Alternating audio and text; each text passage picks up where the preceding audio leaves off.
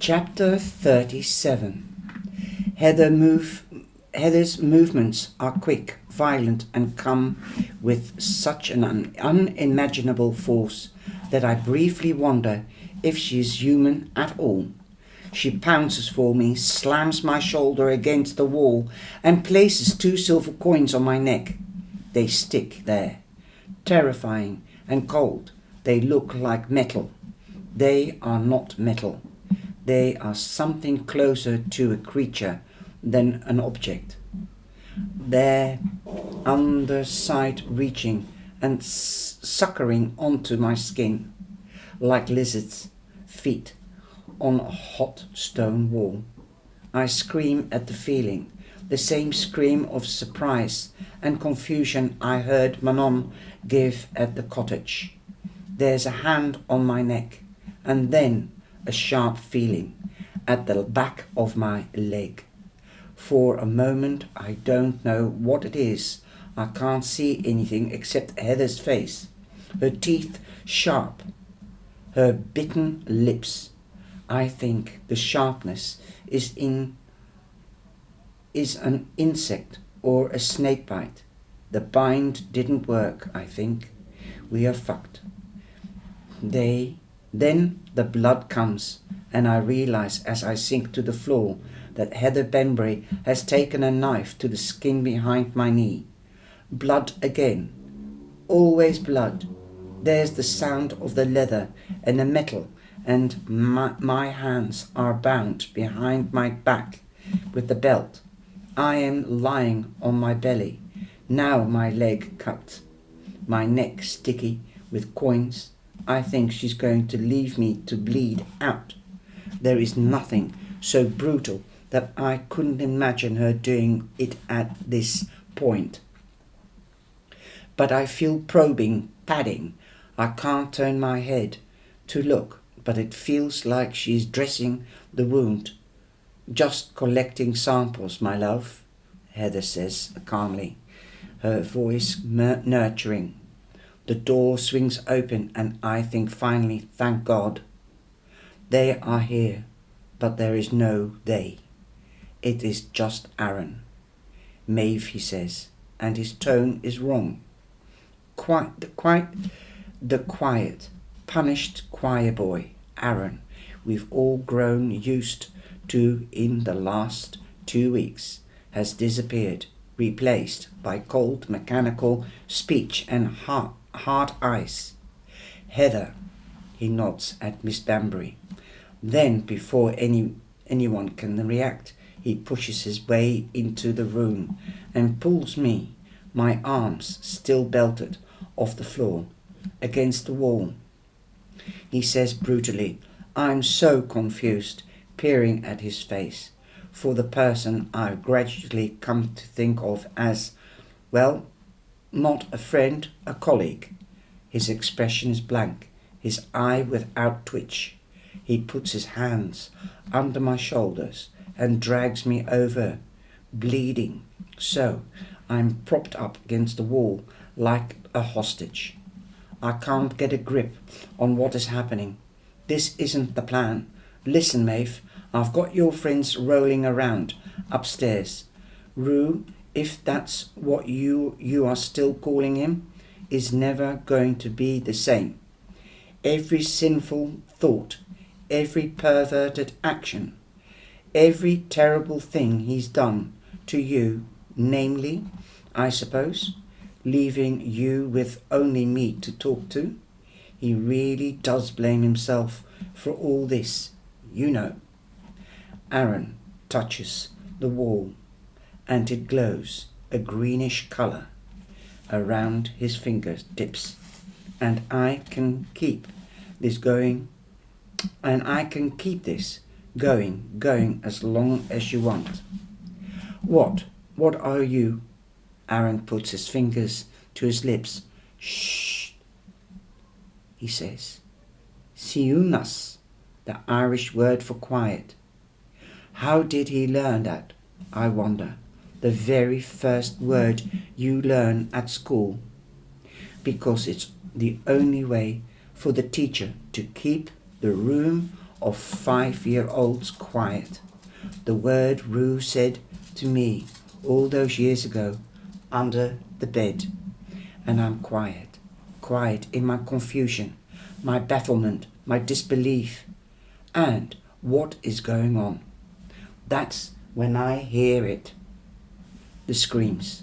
Something they don't tell you about a group of people screaming is how unconsciously they will find a kind of harmony together, even among the chaos and the pain. The screams will begin to blend, and that is how I am able to pick out Rue's.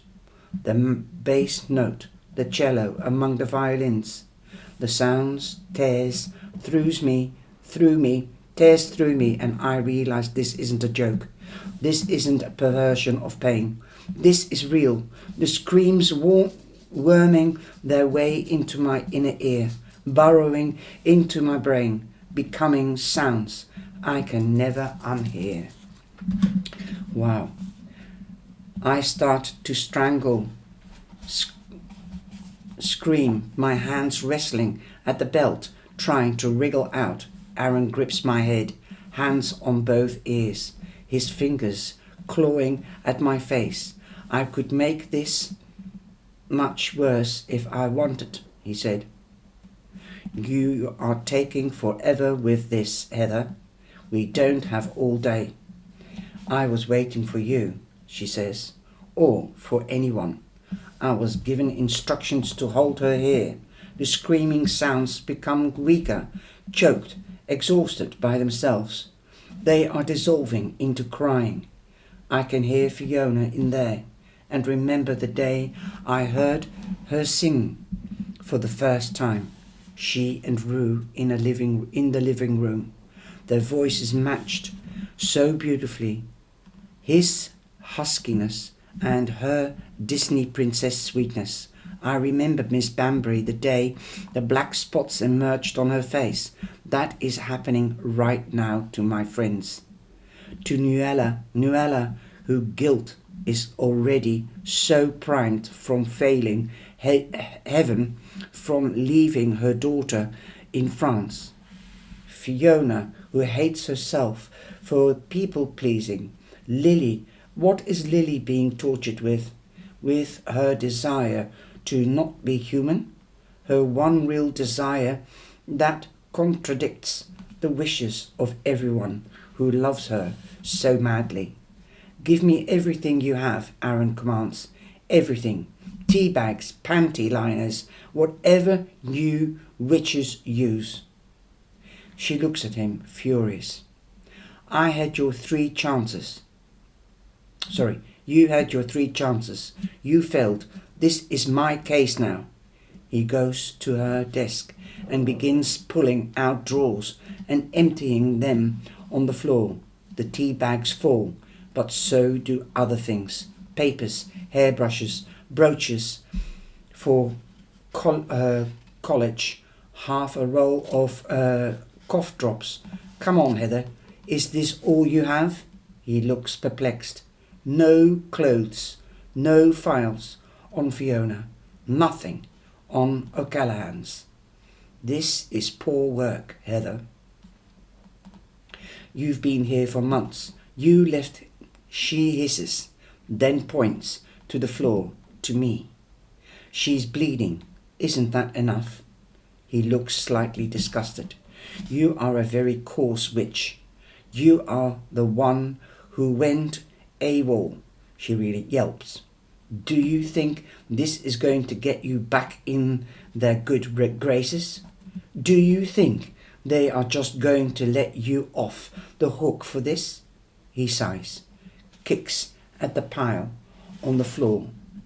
And that was chapter, I think. No, not yet. And kicks the pile on the floor. The right hand never takes to the left hand, Heather, and in this case, you are not even the left hand. You are the left pinky finger.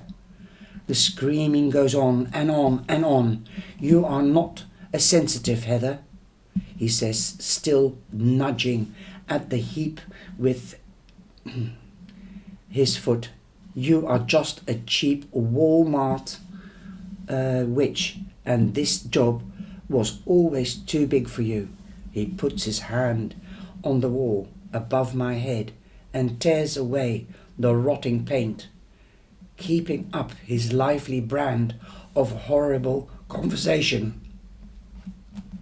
What are you doing? She snaps. I'm always fascinated with these old wells. The house has been on top of it so long. Tickle the paint and out it all comes, he says, peeling and tearing and tearing and peeling. The thing with your Maves of the world is that they get suspicious. Oh, you can trade on their loneliness, their trauma, their eagerness to trust someone older and wiser, but you can't bleed it out over months and months. Heather, they wise up, they talk. It has to be one swoop, one big leech. He has made a hole as big as a fist, and, my surprise, some drops of water started to drip out of the wall, like a leaky tap. There is a faint, muffled sound of water on the carpet, and a few drops fall on my forehead. Aaron looks down at me, smiles, a happy smile, brimming with cruelty. We have to end this now, Heather. No open channels. Then he turns to me. Did you hear that, Maeve? No. Open channels, he says, as if he feels a little sorry for me. Do you want to say anything? Once the last bit of sensitivity leaves your body, I don't know how long you'll be able to live. 10 minutes? 20? I know you've always had a bit of a thing for me, he continues. Do you maybe want to kiss goodbye? Completely on the house, and he taps his lips. His lip that Rue burst open last night, that is perfectly healed. Heather moves closer to me, seemingly fascinated by what is happening, which is still nothing, if anything. I'm recovering, my hands mobile, my chest less tight, and I realize that he is biding time, and realize that he isn't Aaron at all. Who is it? Who's taken Aaron's body over? If that, well, we'll see in the next chapter. Take care. Bye-bye.